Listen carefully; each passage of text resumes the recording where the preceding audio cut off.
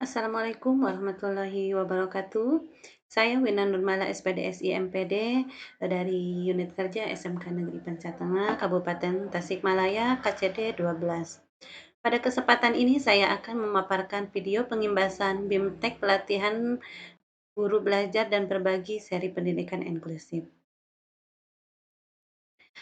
Program Guru Belajar dan Berbagi Seri Pendidikan Inklusif oleh Direktorat Guru dan Tenaga Kependidikan, Pendidikan Menengah dan Pendidikan Khusus merupakan kegiatan yang dirancang untuk menjawab tantangan guru-guru di sekolah penyelenggara pendidikan inklusif agar mereka mampu melayani keberagaman peserta didik di kelasnya masing-masing. Program ini dilaksanakan melalui tahapan bimbingan teknis, pelatihan, dan pengimbasan. Tujuan dari pendidikan inklusif ini adalah meningkatkan pengetahuan guru tentang konsep keberagaman peserta didik, konsep dasar pendidikan inklusif, dan sistem layanan pembelajaran bagi peserta didik berkebutuhan khusus. Yang kedua, meningkatkan dan memberikan pengalaman langsung kepada guru untuk melakukan identifikasi, menyusun asesmen dan planning matriks, serta membuat program pembelajaran individu atau PPI. Terakhir, yaitu memberikan pengalaman kepada guru dalam mengikuti kegiatan BIMTEK yang dilakukan secara daring. Keberagaman peserta didik. Keberagaman peserta didik di kelas inklusif memiliki karakteristik tersendiri, baik peserta didik yang reguler maupun peserta didik yang berkebutuhan khusus. Peserta didik reguler maupun peserta didik berkebutuhan khusus memiliki hak yang sama untuk memperoleh layanan pembelajaran dalam upaya mencapai kualitas hidup. Kualitas hidup yang dibutuhkan peserta didik ada 4, yaitu to alive, to love, to play, dan to work. Di mana to live peserta didik diharapkan memperoleh kesempatan untuk hidup layaknya dengan masyarakat pada umumnya. To love memperoleh perhatian dan kasih sayang dari semua orang.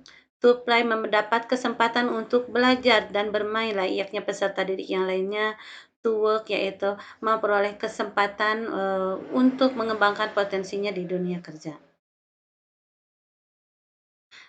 Karakteristik peserta didik berkebutuhan khusus, di mana dikelompokkan menjadi 3, yaitu peserta didik reguler, yaitu dikelompokkan peserta didik reguler tersebut seperti anak-anak pada umumnya yang normal. Kemudian peserta didik berkebutuhan khusus, di mana peserta didik tersebut memiliki hambatan-hambatan. Kemudian peserta didik berkebutuhan layanan khusus. Berikut akan dipaparkan mengenai peserta didik berkebutuhan khusus. Peserta didik berkebutuhan khusus diklasifikasi menjadi 4 kelompok, yaitu yang memiliki hambatan sensorik, dikelompokkan menjadi kelompok tunanetra dan tunarungu, kemudian hambatan mental kognitif diberi istilah tunagrahita, kemudian hambatan fisik yang diberi istilah dengan tunadaksa, kemudian hambatan lainnya seperti anak yang tergolong ke autis, yang memiliki kecerdasan istimewa, kemudian kesulitan belajar spesifik, dan gangguan perilaku dan emosional.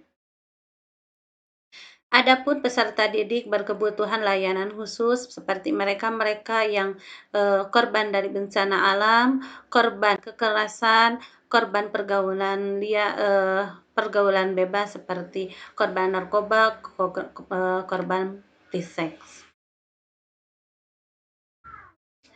Konsep dasar pendidikan inklusif. Pendidikan inklusif merupakan pendekatan untuk mengubah sistem pendidikan agar dapat mengakomodasi peserta didik yang sangat beragam, di mana tujuannya agar guru maupun peserta didik merasa nyaman dengan adanya perbedaan dan memandangnya sebagai tantangan dan pengayaan dalam lingkungan belajar, dan bukan menganggap sebagai masalah. Artinya, pendidikan inklusif berlaku untuk semua kalangan peserta didik. Tujuan dari pendidikan inklusif ini adalah memberikan kesempatan yang luas kepada semua anak, termasuk anak berkebutuhan khusus, untuk mendapatkan pendidikan yang layak sesuai dengan kebutuhannya. Kemudian yang kedua, percepatannya program wajib belajar.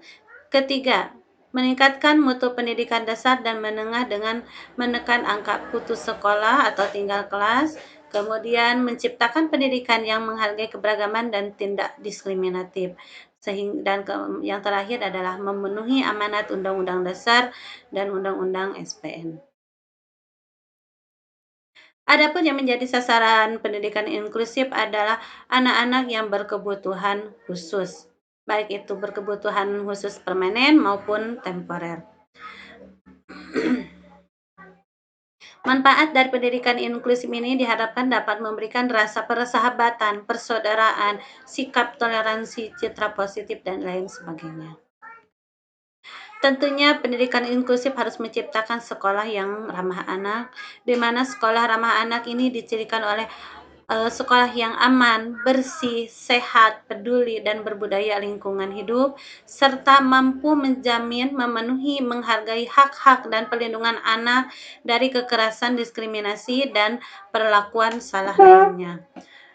Tujuan dari sekolah ramah anak ini yaitu memenuhi, menjamin, dan melindungi hak-hak yang dimiliki oleh anak. Adapun manfaatnya melahirkan generasi yang cerdas baik secara intelektual, emosional, maupun spiritual. Mekanisme pelayanan peserta didik berkebutuhan khusus. Layanan pendidikan bagi peserta didik berkebutuhan khusus dapat dilakukan dengan mengimplementasikan sistem pendidikan inklusif. Penerimaan peserta didik berkebutuhan khusus seyogyanya melibatkan berbagai unit terkait, antara lain orang tua, sekolah, rumah sakit atau puskesmas, dan dinas pendidikan setempat.